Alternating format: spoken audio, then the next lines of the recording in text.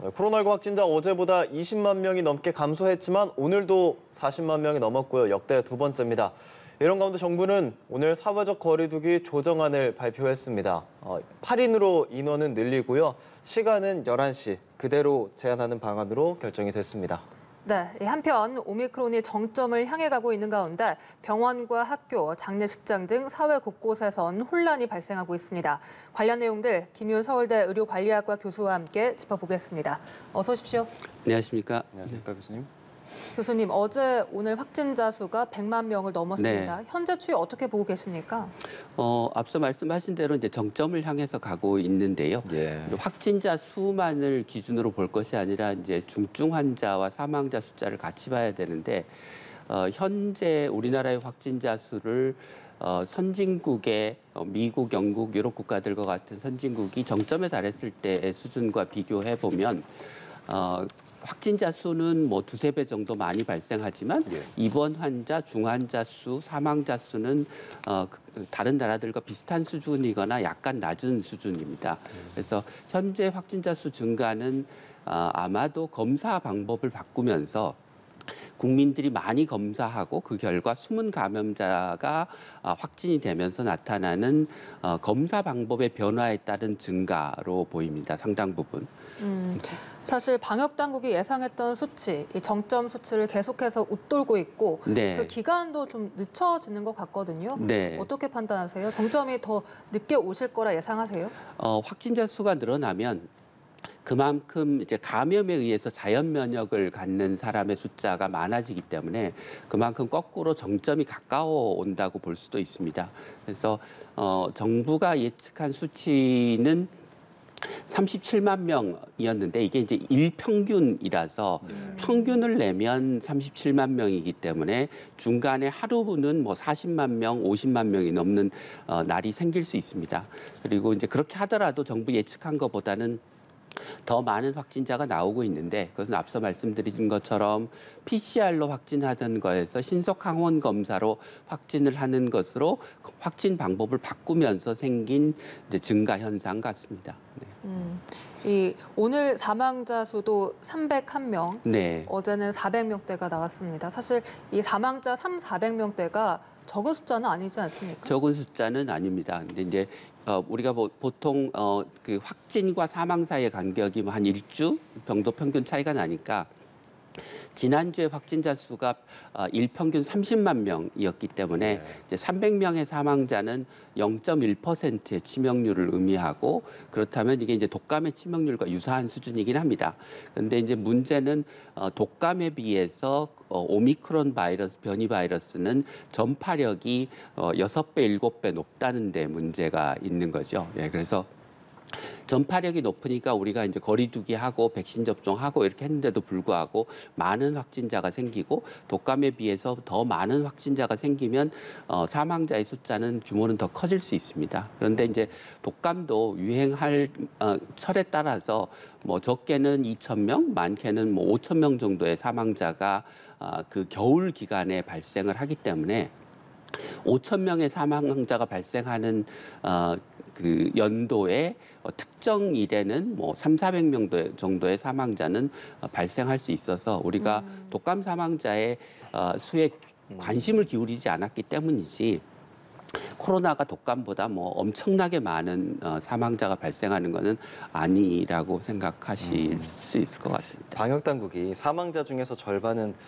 오미크론 때문만이 아니라 기저질환으로 치료를 받다 사망하신 분들이 이런 발표를 했거든요. 네. 근데 우리 집중관리군에 대해서 좀 생각을 해봐야 할 것 같은 게 실제로 엊그제부터 50대 기저질환자를 집중관리군에서 뺐잖아요. 네, 그래서 그렇습니다. 그 말이 조금 안 맞는 것 아니냐 이런 비판도 있어요. 어떻게 생각하세요? 지금까지 그 50대에서 그 사망한 환자가 거의 없었기 때문에 집중관리군에서 이제 뺀 것 같고요. 그렇지만 이제 기저질환이 있는 50대인 경우에는 뭐 그 위험도가 있는 건 중증으로 발전할 위험도가 없다고는 할 수는 없습니다. 예, 그래서 만약에 이제 내가 뭐 폐질환이나 심장질환을 가지고 있는데 오미크론에 걸려서 가볍게 폐가 영향을 받았다고 하더라도 그 기저질환이 없는 사람은 폐 기능에 여유가 많기 때문에 중증으로 가지는 않지만 폐 기능에 여유가 없는 이제 기저질환자에서는 오미크론이 조금만 영향을 미쳐도 이제 중증으로 갈 수 있기 때문에 기저질환자가 중증 질환으로 가거나 사망할 확률은 높다는 것입니다. 그런데 이제까지 50대에서의 치명률이 백신 접종을 한 경우에는 거의 0%였기 때문에 정부가 재택 치료 환자의 집중 관리군에서 제외했다고 합니다. 지금 실제로 사망자의 90% 이상이 60세 이상 고령층으로 네, 그렇습니다. 알려져 있는 상황입니다. 이 고령층을 더 보호하기 위해서 보완해야 하는 그런 방침이나 체계가 있을까요? 지금 그 정부가 정확한 통계를 내놓고 있지는 않지만 그 60세 이상의 고령층의 사망의 상당 부분은 우리가 이전에 겪었던 것과 마찬가지로 요양원, 요양병원에서의 집단 감염 그리고 그로 인한 고령자들의 감염으로 발생하는 것 같습니다. 그래서 그 요양원, 요양병원의 감염 관리가 취약하고 인력이 부족하고 이런 그 근본적인 문제가 해결되지 않고서는 우리가 코로나 감염에서 고령층을 보호하기 어렵다는 사실을 다시 한번 확인시켜주는 것 같습니다. 네, 그래서 요양병원 등에서라도 방역 패스를 부활시켜야 된다 이런 의견도 있잖아요. 네. 이 의견에 대해서는 어떤 의견이세요? 지금 그 요양원, 요양시설에 대해서는 제가 알고 있기로는 면회도 제한을 하고 있고 그 종사자들에 대한 검사와 백신 접종을 강화하고 있기 때문에 뭐 그 말씀하신 부분은 이미 시행되고 있는 게 아닌가 싶습니다.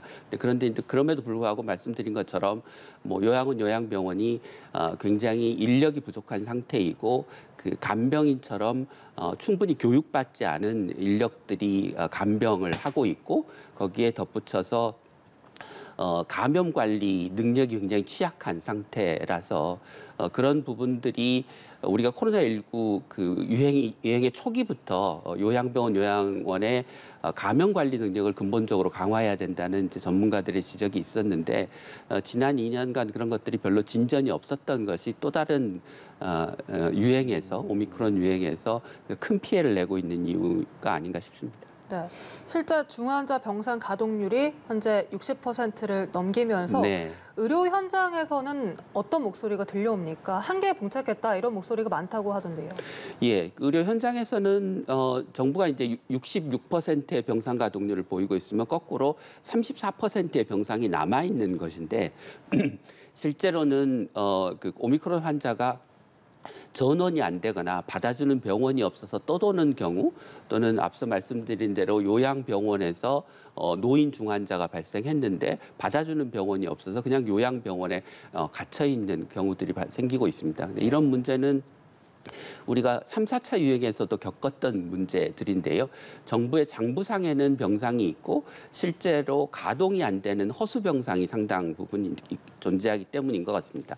중요한 원인은 의료 인력의 부족의 문제인 것 같고 의료 인력을 병상과 함께 확충해야 된다는 뭐 지적을 우리가 계속 해왔었는데 그 부분도 역시 해결되지 않아서 이런 문제가 발생하는 것 같습니다. 그래서 60%를 넘기면 입원 대기 환자가 발생하고 치료 못 받고 사망하는 환자가 생기면 정부가 또 병원들을 채근하고 그러면 병원들이 다른 부분에 있는 인력들을 동원해서 병상을 가동하고 이런 그 약간 뒷북 대응의 사이클이 계속해서 반복돼 왔던 게 지금 지난 2년간의 경험이었는데 그런 좀 뭐 나쁜 악순환의 기억을 지금 우리가 다시 반복하고 있는 게 아닌가 싶습니다. 저희 지금까지는 병상 대기 얘기만 하다가 네. 들어오기 전에 리포트 저희 봤던 게 네. 그 사망자 네, 3일정도 네. 못 치를 정도로 지금 네. 너무 사람이 많다, 사망자가 많다. 이거는 대책이 나오기가 좀 힘듭니까? 정부가 이제 뭐 화장장 가동을 늘리는 대책을 내놨는데요. 원래 이제 화장장이 굉장히 여유가 없이 가동됐던 상황에서 뭐 아주 많은 숫자는 아니지만 오미크론으로 인한 사망자가 늘어나서 이제 생긴 현상 같습니다. 그래서 정부가 예측하고 미리 대책을 세웠으면 좋았겠지만 뭐 지금이라도 이제 그 가동을 늘리는 방식의 어떤 대책밖에 나올 수가 없을 것 같고요. 또 하나는 이제 그 오미크론 코로나 사망자를 화장을 하는 게 이제 원칙과 지침으로 되어 있는데 사실 이건 뭐 과학적 근거가 있는 것도 아니고 예. 외국에서도 이렇게 하고 있는 게 아니기 때문에 뭐 매장을 허용해 주는 것 지침을 고쳐서 그것도 이제 한 가지 방법이 될 수 있을 것 이 같습니다. 코로나 사태 이전에도 우리나라의 장례식장이 좀 부족했나요? 예, 화장장은 늘 좀 부족했었습니다. 왜냐하면 일종의 이게 기피 시설이어서 어디에 설치하기가 어려워서 여전 그 이전에도 상당히 화장장이 부족했던 것으로 알고 있습니다. 그런데 그제 나온 사망자 이 네. 429명 중 절반가량이 이 사망 신고가 늦게 접수가 되면서 네. 3일 이상 경과된 분들입니다. 네, 네. 이렇게 업무가 폭증하면서 앞으로도 이 사망 신고가 늦어질 수가 있습니까? 그 구체적으로는 지금 어떤 프로세스에서 그 이제 신고가 지연이 됐는지를 이제 살펴봐야 될 것 같은데요. 그 정부의 행정 체계에서 지연이 발생한 원인을 찾아내서 개정하면 뭐 해결될 수 있는 문제가 아닌가 싶습니다. 지금 워낙 이제 업무가 폭증하면서 생기는 일종의 일시적인 오류인 것 같습니다. 네. 그리고 오늘 정부가 다음 주부터 시행할 사회적 거리두기 조정안을 발표했습니다. 네. 이 영업 시간은 기존 11시로 그대로 두고 모임 인원만 8명으로 늘렸습니다. 약간의 이 차선책을 선택한 겁니까? 네, 그렇다고 봐야 될 것 같습니다. 그러니까 확진자 수를 증가시키는 효과가 영업 시간을 늘리는 것에 비해서 모임의 인원을 늘리는 게 더 영향이 적기 때문에 그 인원을 늘리는 쪽을 선택한 것 같습니다. 그런데 이제 지금 뭐 확진자 수가 이유가 어쨌든지 간에 폭증하고 있는 상황에서 뭐 인원을 조금 늘린다고 또는 우리가 정점이 이제 가까워오고 있기 때문에 뭐 앞으로 방역을 완화하는 시점이 예측 불가능한 것도 아닌 상황에서 예. 굳이 완화를 했어야 될까라는 생각은 들긴 합니다. 이제는 다시 강화할 가능성은 없다고 생각해야 할까요? 첫째는 사회적 거리두기 자체가 지금 오미크론 확산을 억제하는 효과 자체가 크지 않고요. 그다음에 그 이제 사회 경제적 피해가 크기도 하고 정점이 다가와 있는 상황에서 그 사회적 거리두기를 강화해 가면서 오미크론을 통제하는 방식은 적절한 방식은 아닌 것 같습니다. 그러니까 앞서 말씀드린 대로 고위험군에 대한 어떤 보호를 어떻게 강화할지 지금 치료받고 있지 못한 환자들이 발생하는 문제, 입원 대기가 현장에 생기고 있는 문제를 어떻게 의료 시스템의 대응 체계를 개선해서 강화할 것인지, 개선할 것인지가에 초점을 둬야 될 것 같습니다. 네, 사실 오늘 이렇게 거리두기 조정안이 발표되기 전까지 방역당국이 계속해서 8인 12시까지 풀 수 있다. 혹은 거리두기를 아예 완전히 다 풀 수 있다. 이런 신호를 계속 줬거든요. 네. 그래서 국민들의 이런 방역 심리에 좀 영향을 주지 않았을까요? 국민들의 방역 심리가 뭐 당국의 이제 발표에 영향을 받긴 하지만 뭐 국민들은 뭐 확진자 수의 증가, 내 주변에서 오미크론에 감염된 사람이 어떻게 오미크론을 겪었는지에 대한 경험 이런 것들을 통해서 오미크론의 위험을 종합적으로 판단하시기 때문에 뭐 정부의 발표만으로 국민들의 어떤 뭐 긴장감이 해이되거나 뭐 방역 지침을 지키는 비율이 떨어지거나 하지는 않을 것 같습니다. 네. 주변 감염에 의한 경험에 의해서 좀 많이 느낀다고 말씀해 네, 주셨으니까요. 네. 제 주변에 이제 오미크론 걸린 사람들이 이제 꽤 많이 생겨요. 오늘 당국이 어제 증상 후 8일까지 바이러스 배출이다 이런 네. 얘기를 했는데 주변에서 8일 지나고 나서 자가검사 키트 했는데 양성 나오고 또 네. 어떻게 해야 되냐 저한테 물어보더라고요. 네, 네. 다시 교수님한테 여쭤보려고. 네. 그러니까 이게 이제 통계적으로 일정 기간 감염 가능성이 분포하기 때문에 그러니까 8일이 지나더라도 일부 극히 소수에서는 항원이 검출될 수 있습니다. 바이러스가 검출될 수 있고 그 우리가 이제 예전에 초기에 PCR 검사를 했는데 뭐 한 달이 지나도 계속 PCR 양성이 나오는 사례들이 있었지 않습니까? 그리고 이제 바이러스의 조각들이 남아 있으면서 PCR이 워낙 정밀하기 때문에 그것까지를 찾아내서 양성으로 나오는 것이고요.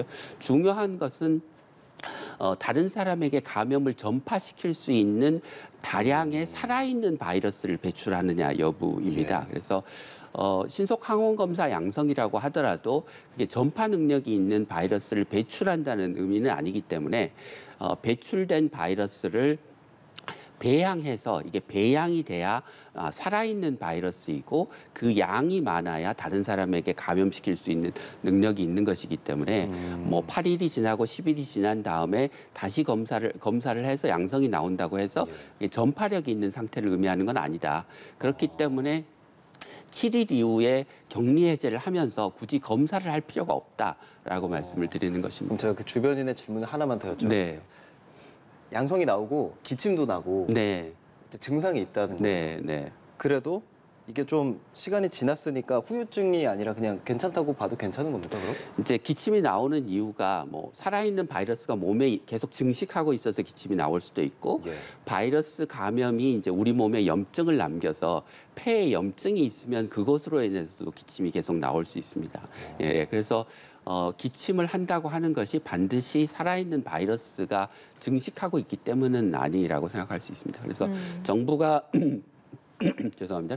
최근에 발표한 대로 배출된 바이러스를 배양을 했더니 감염 가능한 살아있는 바이러스가 나오는 게 8일까지다라고 이제 보고를 해서 이제 격리 기간 7일이 지나도 일부 감염 능력이 있는 바이러스를 배출한 사람이 있긴 하지만 그 비율이 굉장히 적고 백신 접종을 한 경우에는 더 낮아진다라는 이제 발표를 했었습니다. 네, 지금 격리 일자가 7일이잖아요. 그러면 7일 이후 8일째, 9일째는 조금 개인적으로도 조심을 해야 된다는 말씀입니다. 네, 그렇습니다. 소수의 사람에서는 7일이 지나도 여전히 다른 사람에게 감염시킬 수 있는 살아있는 바이러스를 배출하는 경우가 일부 있다고 볼 수 있습니다. 그러면은 이 3차까지 맞으면 예방 효과가 더 큰 거는 맞습니까? 네, 그렇습니다. 그러니까 백신 접종의 효과가 이제 몇 가지가 있는데요. 하나는 감염을 예방하고 하는 것, 위중증을 예방하는 것이 있는데 거기에 덧붙여서 다른 사람에게 전파 능력을 떨어뜨리는 효과가 백신에게 있는 건데요. 그게 이제 이번 정부 당국 발표에서 이제 확인이 된 것 같습니다. 그래서 미접종자에 비해서 접종자가 다른 사람에게 감염시킬 수 있는 살아있는 바이러스를 배출하는 수준이 한 1.5배 정도 낮다 이렇게 이제 보고가 되었습니다. 예. 대담과 관련해서 김윤 서울대 의료관리학과 교수님은 여기서 보내드리겠습니다. 고맙습니다. 고맙습니다, 교수님.